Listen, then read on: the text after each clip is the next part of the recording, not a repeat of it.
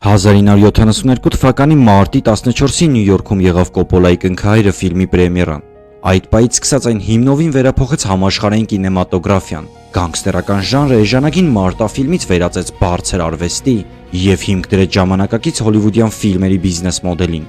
Նախ Կոպոլան իր ֆիլմով միանգամից մի քանի հեղափոխական քայլ կատարեց։ Նա էկրանավորեց Մարիո Պյուզոյի «Կնքահայրն» այնպես, որ գրքասերների համար այն միայն ողջունելի էր։ Երաժշտական որակը նույնպես նոր մակարդակի վրա էր։ Նինո Ռոտայի ստեղծած երաժշտությունը դարձավ մաֆիան նկարագրող դասական մեղեդիների շարք։ Կոպոլան եւ Ռոտան ֆիլմը նմանեցրին օպերայի։ Օպերայում երաժշտությունը միշտ ուղեկցում է հերոսին, ցույց տալով նրա զգացմունքները, ներքին պայքարը, հաղթանակները կամ պարտությունները։ Երբ մեղեդին մեղմ է ու նուրբ, մենք զգում ենք ընտանիքի կապը, երբ այն դառնում է ծանր ու մութ, հասկանում ենք, որ մոտենում է վտանգը կամ ողբերգությունը։